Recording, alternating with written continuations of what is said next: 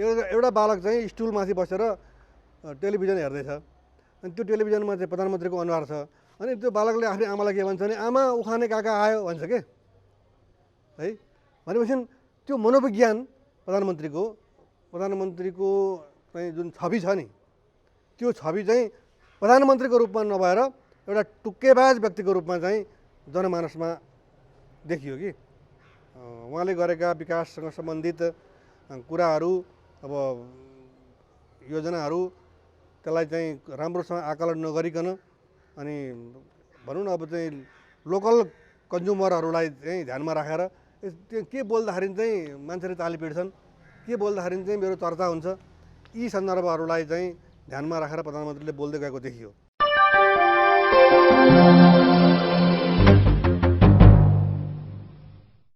Greater Nepal राष्ट्रिय मोर्चाका अध्यक्ष फणिन्द्र नेपाल सरलाई हाम्रो नियमित स्तम्भ सरोकारमा स्वागत छ। यसलाई धन्यवाद। अब सबैभन्दा सुरुवातमा सुदूरपश्चिमबाट सुरुवात गरौँ होइन। यो सुदूरपश्चिमका हजारौँ नेपाली युवा रोजगारका लागि भारत गएको दृश्यलाई केसँग जोड्नुहुन्छ तपाईँ? एउटा कुरा त लज्जासँग जोड्नु पर्यो होइन। आफ्ना देशका नागरिक खाना नपाएर बरु मरे उतै मरौला यहाँ के खाएर बाँच्नु भनेर चाहिँ लालाबालासहित अब इन्डियातर्फ प्रस्थान गरे र त्यो कुरा सुन्दै नेपाल सरकारले होइन हामी तिमीहरूलाई पाल्न सक्षम छौँ, हामी चाहिँ त्यो व्यवस्था गर्छौँ, यस्तो अवस्थामा तपाईँहरू नजानुहोस् भनेर रोक्ने सानोतिनो प्रयास पनि गरेको जानकारीमा आएको छैन। त्यसकारणले अब सरकार भन्ने बित्तिकै सरकार जनताको अभिभावक हो। एउटा परिवारमा अभिभावक भनेको बुवाआमा हुन्छन्। बुवाआमा भइसकेपछि छोराछोरीलाई आज भरे के खाने, खाजा के खाने, अब कपडा के लाउने भन्ने कुराको कुनै चिन्ता हुँदैन। उनीहरूलाई के हुन्छ भने बुवाआमाले दिनुहुन्छ भन्ने हुन्छ। त्यो अभिभावकप्रतिको विश्वासको कुरा भयो। त्यसै गरी नागरिकले अथवा त्यो देशको जनताले चाहिँ सरकारमाथि विश्वास गर्नुपर्ने हो। तर सरकार चाहिँ नागरिकलाई अब भोकै राखेर अब कसरी शासन गर्ने भन्नेतिर मात्रै उसको ध्यान गएको देखियो। त्यसले गर्दाखेरि चाहिँ अब सरकारमा संवेदनशीलता मरेको, मानवता चाहिँ अब खग्रास भएर गइसकेको, संवेदनशीलता हराएको यो अवस्था जुन देखिएको छ अब यो चाहिँ लाजमर्दो कुरा हो। तर संस्कृतमा एउटा कोटेसन छ, मैले बेला बेलामा तपाईँसँग पनि भन्ने गरेको छु, एकम लज्जा परित्याज्य सर्वत्र विजयी भवेत्। लाज भन्ने वस्तु त्यागेपछि केही पनि बाँकी रहँदैन कि, अनि त जे गरे पनि हुन्छ। अब यो देशको समृद्धिको निमित्त होर्डिङ बोर्डहरूमा प्रधानमन्त्री केपी शर्मा ओलीको फोटो राखेर अनि समृद्ध नेपाल सुखी नेपाली भनेको केही न। अहिले त होर्डिङ बोर्डमा ती फोटाहरू त देखिँदैनन्। तर के भने राज्यको निकै ठुलो पैसा खर्च गरेर होर्डिङ बोर्डहरू चाहिँ अब देशभरि राखिएको थियो। अनि समृद्धि कहाँ छ?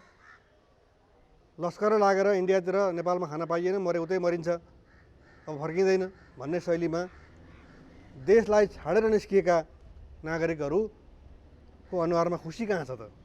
अनि प्रधानमन्त्रीले भनेको समृद्ध नेपाल सुखी नेपाली भन्ने कुरा त केवल नारा मात्रै, प्रचार मात्रै, अनि आफ्नो चाहिँ एउटा व्यक्तित्व बढाउने त के भन्ने, तर के भने आफ्नो चाहिँ अहमतालाई चाहिँ जनता समक्ष एउटा प्रदर्शनको विषयवस्तु बनाउने, विज्ञापन गर्ने जुन शैली देखियो त्यसको चाहिँ अब यस रूपमा पतन होला। करिब भनौँ न आजको समाचारमा 1300 देखि 1500सम्म चाहिँ सुदूरपश्चिमका नेपाली नागरिकहरू लालाबालासहित इन्डियातिर प्रवेश गरेको निस्केको भन्ने आएको छ होइन। त्यो त एक दिनको कुरा हो, 2 दिनको कुरा हो। त्यो त विगत 15-20 दिन यतादेखि नै जो उनीहरू चाहिँ कोरोनाका कारणले इन्डिया छाडेर नेपालमा प्रवेश गरे बल्ल बल्ल, अनि यहाँ कुनै पनि किसिमको रोजगारी नपाएको, खाद्यान्नको चाहिँ व्यवस्था नगरिएको र जीवजान पाल्नलाई एकदम समस्या भइरहेको भने मान्छेले नि आफ्नो घर कति बेला छाड्छ भन्दाखेरि घरमा खाना पाएन, बाहिर निस्केर कमाइ नगर्ने भने भोकै रहने भइयो भने त्यो भोग टार्नको निमित्त घर छाड्नुपर्ने भयो भने अनि बल्ल मान्छेले चाहिँ घर छाड्छ कि।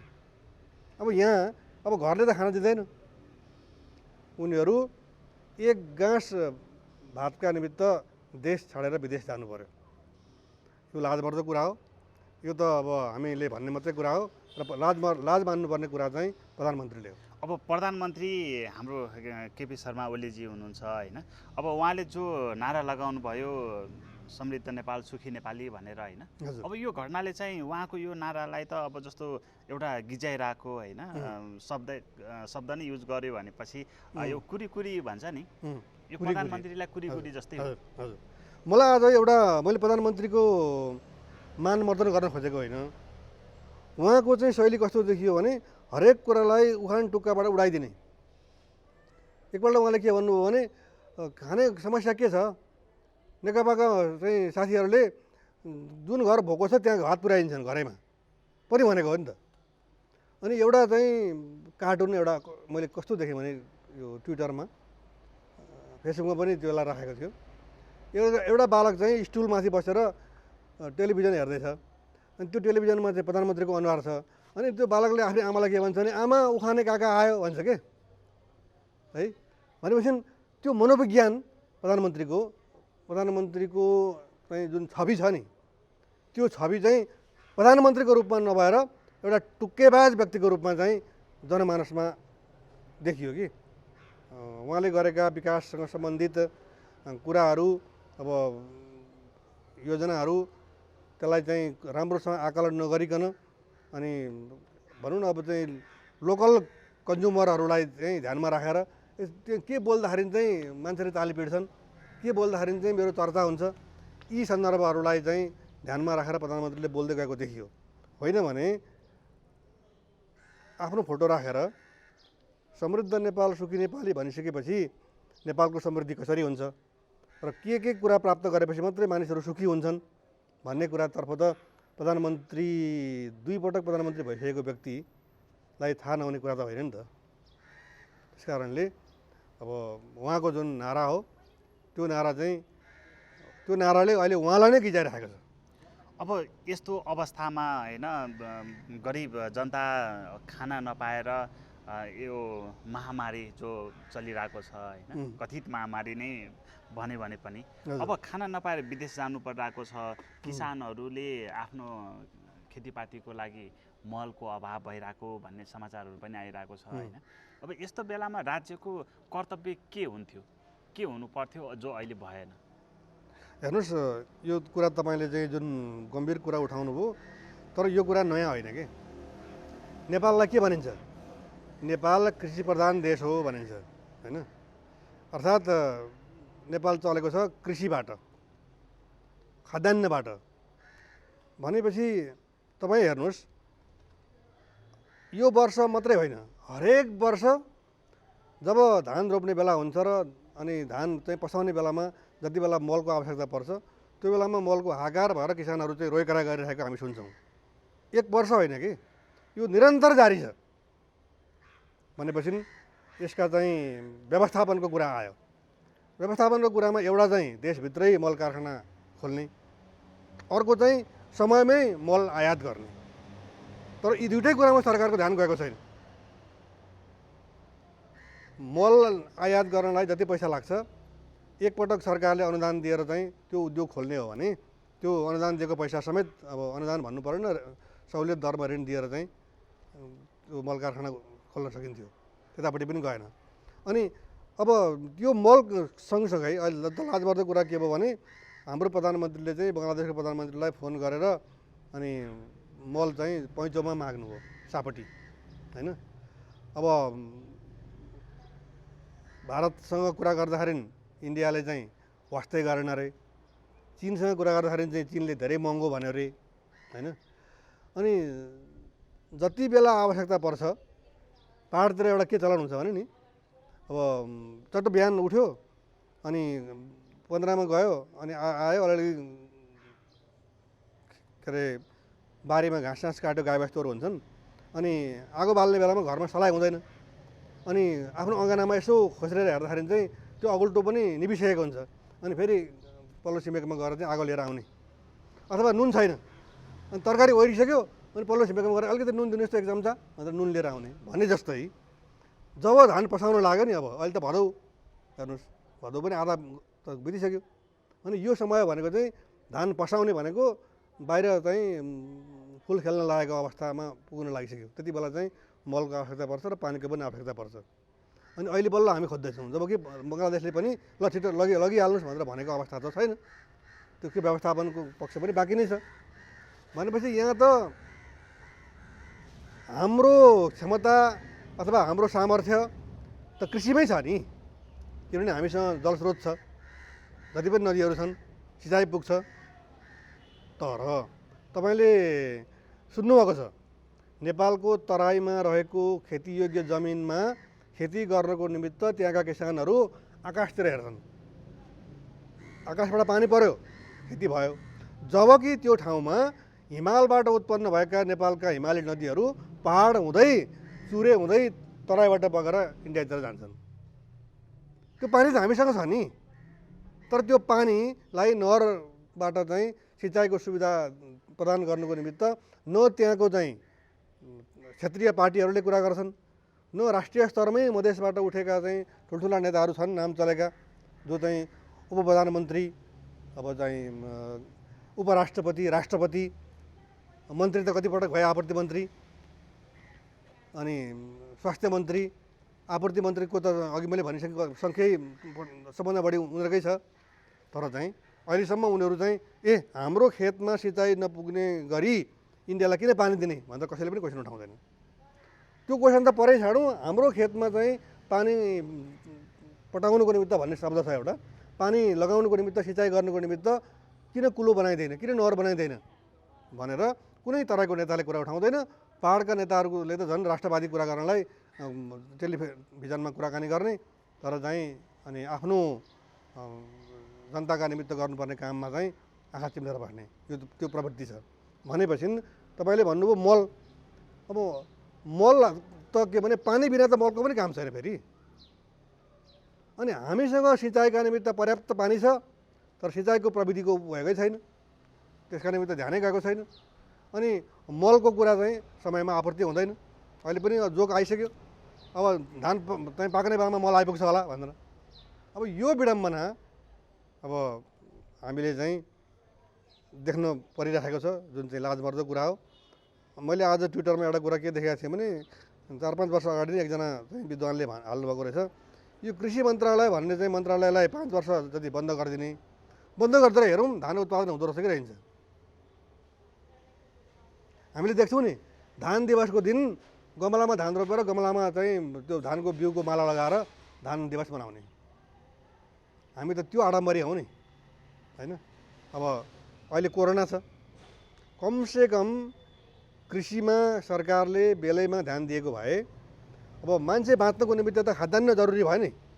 भोलि अब इन्डियामा पनि खाद्यान्नको चाहिँ उत्पादन कम भएर नेपालमा निर्यात गर्ने कुरा चाहिँ भएन भनेदेखि त हामी कहाँबाट हामीले आयात गर्ने? त्यो त मल र सिँचाइको सुविधा बेलैमा उपलब्ध गराएको भएदेखि त हामीले आफै उत्पादनले हामीलाई पुग्ने थियो नि त। यतापट्टि सरकारको ध्यान गएन। अब म सरकार मात्रै नभएर अलि थोरै विषय जनताको विषयमा पनि उठाउँछु होइन। यहाँ चाहिँ खेतीपाती गर्ने बेलामा अहिले मात्रै जनशक्ति पर्याप्त भयो भन्ने कुराहरू समाचारमा सुन्ने होइन। नेपालमा युवाहरू हुँदाहुँदै होइन जनसङ्ख्याको अनुपातमा राम्रै युवाहरूको अनुपात पनि पर्छ, तर काम गर्न सक्ने त्यो जो जनशक्ति हुन्छ नि यो सबै विदेश पलायन हुन्छ। यो विदेश पलायन हुनेमा गरिब मात्रै छैन, धनी वर्ग पनि उत्तिकै छ, बराबरकै हिस्सेदारीमा छ। कस्तो मनोविज्ञान पाउनुहुन्छ यो विषयमा नेपालीहरूको? यो एकदम रमाइलो कुरा गर्नु हो। यो चाहिँ बडो जटिल पनि र हाँसउठ्दो पनि छ कि यो कुरा चाहिँ। कस्तो भयो भने यसमा राज्य पक्ष पनि उत्तिकै जिम्मेवार छ र नागरिक भनौँ न अथवा जनता पनि उत्तिकै जिम्मेवार छन् यो विषयमा चाहिँ। राज्य कसरी भने राज्यले चाहिँ युवाहरू यहाँ बस्यो भने यिनलाई हामीले चाहिँ रोजगार दिन सक्दैनौँ, रोजगारी नदिएपछि यिनीहरूले विद्रोह गर्छन्, विद्रोहको ज्वाला उठ्न सक्छ, नाराबाजी हुनसक्छ र हामीले चाहिँ सत्ताच्युत हुनुपर्ने सम्भावना बढेर जान्छ भनेर अनि भटाभट युवाहरूलाई चाहिँ बाहिर जानको निमित्त प्रोत्साहित गर्ने। रोजगार मन्त्रालय खोलेर रोजगारी प्रवर्धन गर्नुपर्नेमा अब रोजगार मन्त्रालयको काम चाहिँ अब विदेशमा चाहिँ रोजगारी खोज्ने र विभिन्न देशहरूमा चाहिँ अब यति नेपालीलाई चाहिँ रोजगार दिने भनेर चाहिँ सम्झौता भयो भने त्यो चाहिँ श्रम मन्त्री चाहिँ बडो नाक फुलाएर बसेको देख्छौँ क्या हामी। जबकि उहाँको काम त के हुन्थ्यो भने देशभित्र रोजगारी सृजना गर्ने हुनुपर्थ्यो। त मैले भने एउटा चाहिँ युवाहरू यहाँ नरहुन् र उनीहरूले विद्रोह गर्दैनन्, हामी चाहिँ आरामसँग शासन गर्न पाउँछौँ भन्ने मनोविज्ञानले काम गरेको हुँदा युवाहरूलाई यहाँ रोकेर राख्ने र उनीहरूलाई काम दिने रोजगारी दिनेतिर सरकारको ध्यान गएन। र जनताको पक्षबाट पनि एउटा कुरा के छ भने अब दुईवटा वर्ग चाहिँ विदेशमा छन्। एउटा वर्ग चाहिँ धनीमानी जो चाहिँ राम्रो राम्रो कलेजहरूमा अब बेलायतमा, अमेरिकामा, अस्ट्रेलियामा अब पढ्नको निमित्त त अब हामीले चाहिँ अब थाहा नपाएका मुलुकहरू पनि अब चाहिँ राम्रोसँग एजुकेसन दिने त्यस्ता खालका चाहिँ विश्वविख्यात कलेजहरू पनि छन्। अब त्यस्ता चाहिँ जापानमा भन्नुहोस् अथवा चाहिँ अरू पूर्वी युरोपका मुलुकहरूमा पनि जान्छन्। अनि यहाँ कक्षा 12 पास गरेपछि छोरो होस् वा छोरी त्यो सम्पन्न परिवारको छ भने ऊ यहाँ बस्नै चाहँदैन। अनि बाबुआमा पनि अब छोराछोरीले चाहिँ अब अस्ट्रेलिया, अमेरिका, बेलायत, अब जापान, जर्मन अथवा चाहिँ कुनै पनि मुलुक पढ्नको निम्ति जान खोज्यो भने अब कति पैसा लाग्छ त्यो दिन तयार छन्। अनि कस्तो भएको छ भने सामाजिक परिवेश अब तपाईँको छोरा विदेशमा छ अमेरिकामा, मेरो छोरो यहीँ छ भने तपाईँ आएको बेलामा सोध्नुहुन्छ मलाई नेपालजी तपाईँको छोरा के गर्दैछ, कहाँ कति पढ्यो भनेर। मेरो छोरो त यहीँ पढेको, अब यहीँ काम खोजिरहेछ। यहीँ पठाउनु भएन, पठाउनु सक्नु भएन, मेरो छोरो त अमेरिकामा छ, छोरी अस्ट्रेलियामा छ भनेपछि त्यहाँ के भयो भने अब मलाई चाहिँ तपाईँको भनाइले घोच्यो मलाई। ओहो, मेरो छोरोलाई त मैले चाहिँ नपठाएर सामाजिक रूपमा त मेरो प्रतिष्ठा त रहेनछ, बाहिर त के रहेछ भने फलानाले त विदेश पठाउनै सकेन, गरिब रहेछ, केही पनि पैसा छैन होला। अब अनि तपाईँले समाजमा सुन्नुभयो भने अब मेरो छोरी अस्ट्रेलियामा छ, अब ज्वाइँ चाहिँ हुनेवाला ज्वाइँ चाहिँ अमेरिकामा हुनुहुन्छ, ग्रिन कार्ड पनि पाइसकेको छ, मर्ने बेलामा पिण्ड दिने क्रिया गर्ने कोही पनि हुँदैन। अब यो किसिमको आडम्बरले गर्दाखेरि पनि अब मानिसहरू चाहिँ विदेशमा पठाउनु बाध्य भएको। अब म तपाईँले भनेपछि मैले चाहिँ मसँग क्षमता छ भने मैले पनि छोरालाई बाहिर पठाउने पाएँ कि होइन। अब कख गएको नामको उदाहरण लिने हो भने पनि अहिले यहाँ हामी कहाँ चाहिँ जतिसुकै राष्ट्रवादी कुरा गरे पनि एउटा बाध्यता के छ भने नि अब मेरो छोरो यहाँ बस्दा चाहिँ म यहाँ बस्दिनँ, मेरो चाहिँ भविष्य छैन, तपाईँ मलाई रोक्नुहुन्छ भने म भोलि आत्महत्या गरिदिन्छु अथवा म चाहिँ ट्यापै बनिदिन्छु, म चाहिँ साथीभाइहरूसँग चाहिँ गलत किसिमले सङ्गत गर्छु भन्यो भने त्यो नियन्त्रण गर्ने क्षमता पनि मसँग छैन। तर के भने उसले बाहिर गएर चाहिँ आफ्नो भविष्य बनाउन खोज्छ भने अब त्यो चाहिँ त्यसलाई रोक्नु पनि भएन। यहाँ कहिलेकाहीँ म कुरा सुन्छु, खास गरी प्रगतिशील विचारधाराका मान्छेहरू चाहिँ फलानाको छोरो त अमेरिकामा छ, फलानाको छोरो त अस्ट्रेलियामा छ, यहाँ कुरा गर्छ राष्ट्रवादका। अरे कुनै पनि व्यक्तिको छोराछोरी विदेशमा पढ्छन् भने नि तपाईँले हामीले सोध्नु पऱ्यो दङ सियाओपिङले एकैचोटि 7,000 युवाहरूलाई चाहिँ अमेरिकामा पढ्न पठाएको आफ्नो पैसा दिएर।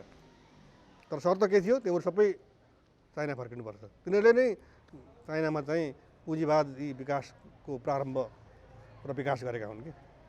हामी कहाँ त के छ भने सिद्धान्तको रूपमा हेर्ने अमेरिकालाई गाली गर्ने सबभन्दा बढी कम्युनिस्ट छन्, तर तिनकै छोराछोरी सबभन्दा बढी अमेरिकामा छन्। यो विडम्बनामा हामी बाँचिरहेका छौँ भने अब तपाईँ कमजोरकोमा जानुहोस्, आर्थिक अवस्था कमजोर भएकाहरू तिनीहरू कोही अब चाहिँ कुवेतमा छन्, कोही साउदी अरेबियामा छन्, अथवा कोही चाहिँ मलेसियामा होलान्, अथवा कोही चाहिँ अब खाडीमा चाहिँ अब अरू विभिन्न मुलुकहरू छन् नि त, बहराइन होलान्, अथवा धेरै छन्। अनि गाउँमा त्यहाँ पनि अघि मैले भने जस्तै अनि कुनै परिवारको चाहिँ स्वास्नी मान्छे अर्को घरमा गएर स्वास्नी मान्छेलाई नै अब साथीलाई सोध्छ, अनि तपाईँको छोरो के गर्दैछ? अनि उसले भन्छ मेरो छोरो त अस्ति भर्खरै साउदी अरब गयो काम पाएर। अनि अब सोध्नु पऱ्यो उसको पनि, तपाईँको चाहिँ भनेको मेरो छोरो त कहीँ जान पाएको छैन भन्छ। अब त्यहाँ के भयो, सामाजिक विभेद हो।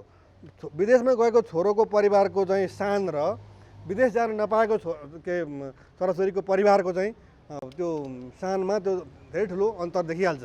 एउटाले शिर झुकाएर बोल्नुपर्ने, किनभने उसको छोराछोरी बाहिर जान पाएका छैनन्।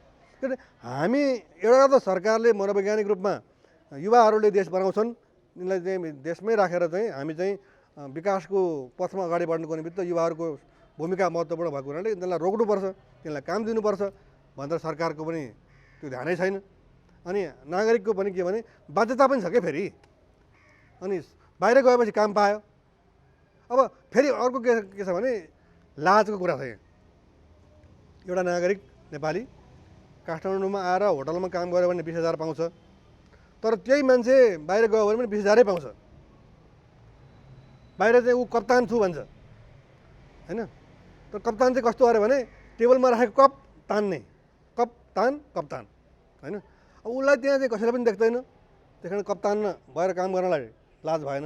यहाँ त कोही न कोहीले देख्ने भयो नि त, ए फलानाको छोरो त फलाना होटलमा जुठा भाँडाहरू टिप्दो रहेछ। अब यो एउटा चाहिँ काम गरेर सानो हुँदैन भन्ने सोच चाहिँ अब विकसित नभएको कारणले पनि सानातिनो कामको निमित्त पनि विदेश गइरहेको हामी देख्छौँ। तर के भने मनोविज्ञान चाहिँ एकदम भयावह छ, यो डरलाग्दो छ। यसले चाहिँ अब यो देशलाई चाहिँ कङ्गाल बनाउनेतिर, जस्तो अहिले भनौँ न कोरोनाको कारणले धेरै युवाहरू फर्किए होइन। अहिले पो अलिकति मान्छेहरूको सङ्ख्या चाहिँ बढ्यो त, तर तिनीहरूले पनि अब चाहिँ कतिले खेती गरे, उताबाट आएको पैसा काठमाडौँमा बसेर चाहिँ अब कोठा भाडामा लिएर चाहिँ अब दुःख सुख बाँचिरहेका छन् कि अथवा गाउँमै गएर खेत चाहिँ जोतेर यसबाट चाहिँ धान रोपेर चाहिँ उत्पादन गर्छु भनेर गएका छन् कि त्यो रेकर्ड र त्यो तथ्याङ्क पनि सरकारसँग छैन। किन हाम्रो चाहिँ के भने कृषिप्रधान देशले कृषिको उत्थानका निमित्त के कस्ता कार्यक्रमहरू ल्याउनुपर्छ भन्नेतिर पनि सरकारको ध्यान किन गएन भने यो अहिले फर्केर जुन आएको छ नि, अब चाहिँ खास गरी खाडी मुलुकबाट चाहिँ जुन श्रम गरेर फर्केका जुन सिप सिकेर आएका छन् नि, उनीहरूलाई त एउटा गोल्डन अपर्च्युनिटीको रूपमा सरकारले लिनुपर्थ्यो। ल तपाईँहरूलाई हामी बिना धितो ऋण दिन्छौँ, सामूहिक रूपमा आउनुहोस् तपाईँहरू 100 जनाले एउटा प्लटिङ गरेर चाहिँ के गर्नुहुन्छ भन्नुहोस्, कति पैसा चाहिन्छ हामी दिन्छौँ। सरकारले त्यसको बाबत उसको चाहिँ पासपोर्ट रोक्नु पऱ्यो ताकि पैसा लिएर विदेश जानु नपाओस् होइन, अनुगमन गर्नु पऱ्यो। अनि अब नेपालमा हेर्नुहोस् अरबको मासु आयात हुन्छ। दसैँमा हेर्नुहोस् त भेडा च्याङ्ग्रा कहाँबाट आउँछ? हाम्रो देशमा भेडा च्याङ्ग्राको चाहिँ पालन गर्न सकिन्छ नि त, अनि त दसैँ तिहारमा चाहिँ मासुको समस्या नहुने भयो। अहिले पनि तपाईँले खसीको मासुको कुरा गर्नुहुन्छ काठमाडौँमा भने त्यो सब तराईबाट उता इन्डियातिरबाट आउने हो। हामीले चाहिँ उत्पादन नगर्ने, हामी चाहिँ के अरे बाख्रा पालन नगर्ने, अनि गर्दाखेरि हुँदो रहेछ भन्ने कुराका उदाहरण पनि विभिन्न पत्र पत्रिकामा चाहिँ आइसकेको छ। तर यसलाई सरकारले चाहिँ एउटा चाहिँ युद्ध स्तरमा भनौँ न, यो चाहिँ अब युद्ध स्तर भनेको चाहिँ युद्धमा जसरी दायाँ बायाँ नहेरिकन निरन्तर आक्रमणमा अथवा चाहिँ शत्रु पक्षलाई चाहिँ कसरी कमजोर गर्न सकिन्छ भन्ने कुरामा मान्छेको ध्यान जान्छ नि के अरे लडाकुको। त्यसै गरी युद्ध स्तरमा जाने भनेपछि कृषि उत्पादनमा हामी कहिले चाहिँ आत्मनिर्भर बन्ने, कति वर्षमा, कति वर्षपछि हामी निर्यात गर्ने, यो कुनै प्लान र प्रोग्राम छैन। हस्, आफ्नो महत्त्वपूर्ण समय र विचार राखिदिनु भयो, त्यसको लागि फणिन्द्र नेपाल सरलाई धेरै धेरै धन्यवाद। आज अब राष्ट्रवाद भनेको चाहिँ सिमाना र राष्ट्रियता अथवा चाहिँ नागरिकता मात्रै होइन, राष्ट्रवाद चाहिँ स्वावलम्बी हुने, देशभित्रै आफ्नो चाहिँ जनशक्तिलाई पुग्ने गरी चाहिँ अन्न उत्पादन गर्ने कुरा पनि राष्ट्रियताभित्र पर्छ भन्ने कुरासँग सम्बन्धित विषयमा बोल्ने अवसर दिनुभएकोमा म यहाँहरू दुवैजनाप्रति आभारी छु। धन्यवाद।